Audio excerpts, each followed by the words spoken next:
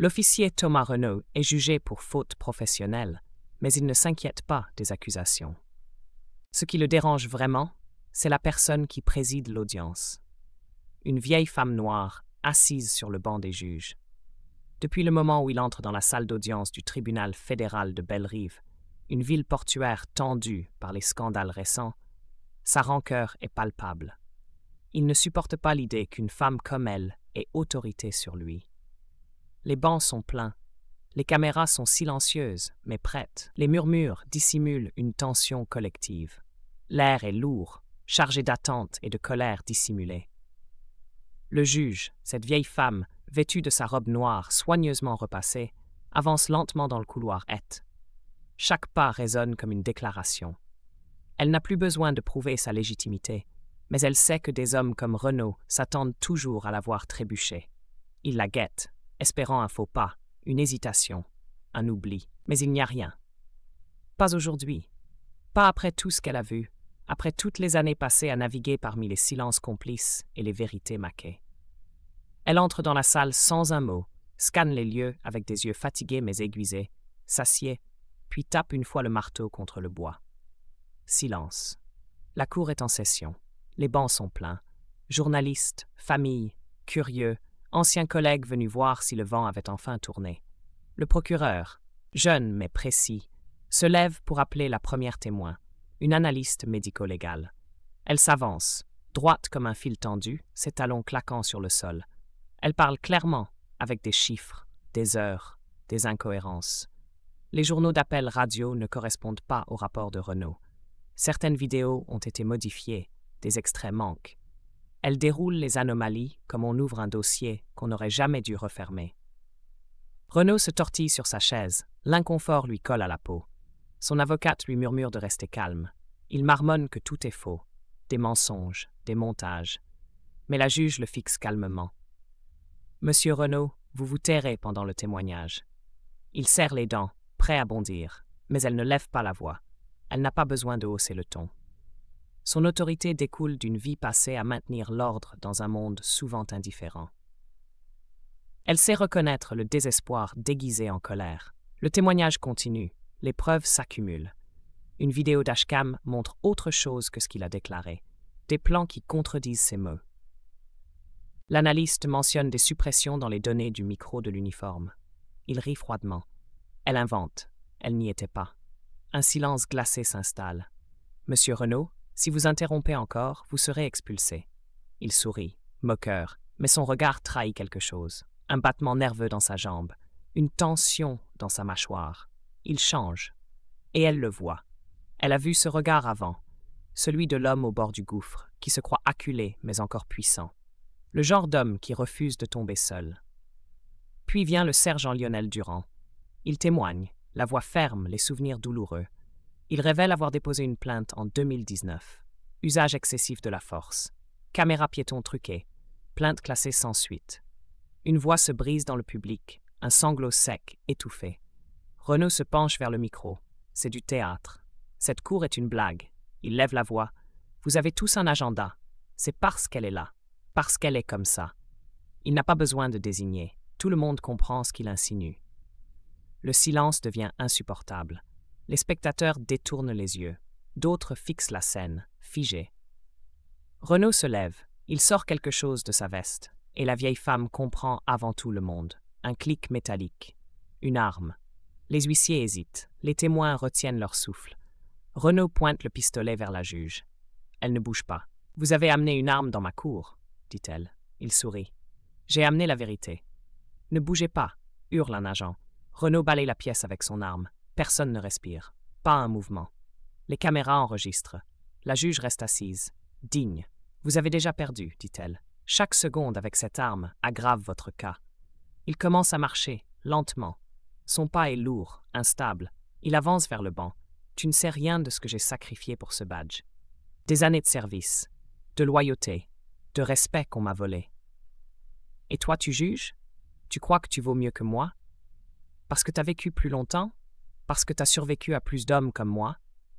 Tu crois que l'âge donne raison? Que ton genre, ta peau, ta façon de parler t'élève au-dessus de nous? » Elle répond, douce mais tranchante. « Je n'ai pas survécu. J'ai tenu bon, et je le fais encore. Chaque jour, contre des hommes qui crient plus fort que la vérité, qui pensent que l'intimidation efface les faits, qui croient qu'un flingue dans la main rend tout le reste secondaire. Il tremble, pas de peur, mais d'épuisement. Son bras vacille, ses lèvres sont sèches, sa respiration sifflante. La tension a tout aspiré en lui. Il n'a plus le contrôle. Ses doigts agrippent la crosse comme un naufragé une planche pourrie. Le pistolet tremble dans sa main. Il se tourne vers le public, puis vers la juge, cette vieille femme que beaucoup auraient voulu voir plier, s'écraser, céder. Elle reste droite, inébranlable. Tu crois pouvoir me briser avec des mots? Elle penche à peine la tête. Tu t'es déjà brisé. Silence. Un silence glacial, puis un cri, une détonation. Les éclats de bois du pupitre volent, l'odeur de poudre brûlée emplit l'air. La balle a frôlé sa tempe, s'est logée dans le bois juste à côté. Elle reste debout, même pas un sursaut. Je vais bien, dit-elle, calmement. Les agents du SWAT surgissent, l'écrasent au sol. Le pistolet glisse hors de sa main, s'arrête contre la table du procureur. Il ne crie plus, ne résiste pas. Il est terminé. Les menottes claquent. Son regard est vide, celui d'un homme qui ne possède plus rien, pas même sa haine. Elle descend lentement du banc, pas pour le confronter, pas pour triompher, mais pour marquer un tournant. Elle avance parmi les regards, certains tremblants, d'autres pleins d'admiration.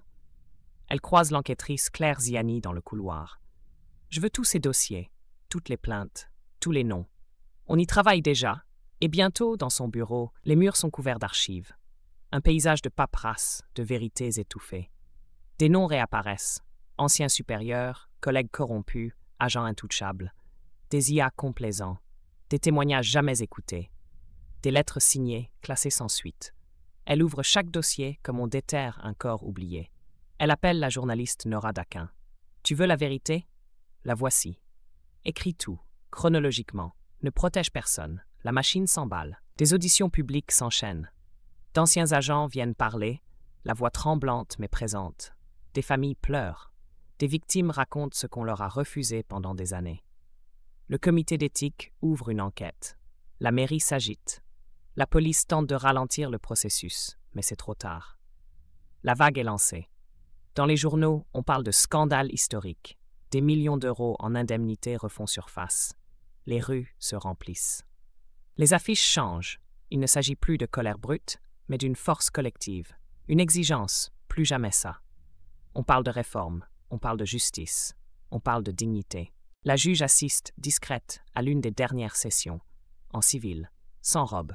Elle s'assied au fond de la salle, écoute les voix nouvelles. Les jeunes, les anciens, les oubliés. Des gens qu'on ne voyait jamais. Une étudiante s'approche d'elle plus tard, dans un parc. « Merci de ne pas avoir cédé. On apprend votre histoire à l'université. » Elle sourit, fatigue dans les yeux. « Apprenez toute l'histoire, pas juste le verdict. La justice, c'est un chemin, pas une phrase. » Les semaines passent. L'hiver approche. La ville de Bellerive, longtemps figée dans le doute, commence à respirer autrement. Une conscience s'est installée, une mémoire vivante. Puis un appel, inattendu. Le ministère de la Justice, à Paris. « Madame, le Comité national de réforme souhaite votre contribution. Votre expérience est précieuse. » Elle regarde dehors. Le crépuscule descend sur les toits. Les rues sont calmes, mais elle sent la pulsation nouvelle. Elle murmure simplement « Envoyez les détails ». Et elle raccroche. Elle ne veut pas de gloire. Elle veut la vérité. Et maintenant, elle n'est plus seule. D'autres reprennent ses mots. D'autres poursuivent là où elle s'arrête. Ce n'est plus son combat. C'est celui d'un peuple qui a cessé de détourner les yeux. Mais la vérité a un prix. Un soir, alors qu'elle rentre tard, un véhicule noir sans plaque se gare lentement près de sa porte. Elle le remarque du coin de l'œil. Elle ralentit. Son cœur bat plus vite. Elle n'est pas dupe, pas naïve. Elle sait que certains ont encore des choses à cacher, des choses à perdre. Elle pose la main sur son sac. À l'intérieur, un vieux dictaphone. Tous les noms, toutes les dates, tous les enregistrements. Elle continue d'avancer, droite, sans hésiter. Un bruit sec, une silhouette descend du véhicule. Elle s'arrête, ne fuit pas. L'ombre s'approche, une voix grave. Vous auriez dû vous taire. Elle le regarde dans les yeux, sans peur. J'ai parlé trop longtemps pour m'arrêter maintenant. L'homme sort une arme, elle ferme les yeux une seconde. Puis un éclair, un cri. L'homme tombe. Une deuxième silhouette apparaît, surgit de l'obscurité. Claire Ziani, revolver au poing. Je vous avais dit que je vous couvrirais. Elles se regardent. Pas de mots. Seulement cette vérité silencieuse entre elles. La justice ne se fait pas en un jour, ni en une vie. Mais parfois, elle survit. Et elle tire. Le lendemain, tous les journaux en parlent. Tentative d'assassinat. Réseau d'influence encore actif. Et au milieu, la photo d'une vieille femme en manteau de laine, tenant un dossier contre sa poitrine, le regard fixe. On l'appelle maintenant la juge de Bellerive. Et son combat, lui, ne fait que commencer.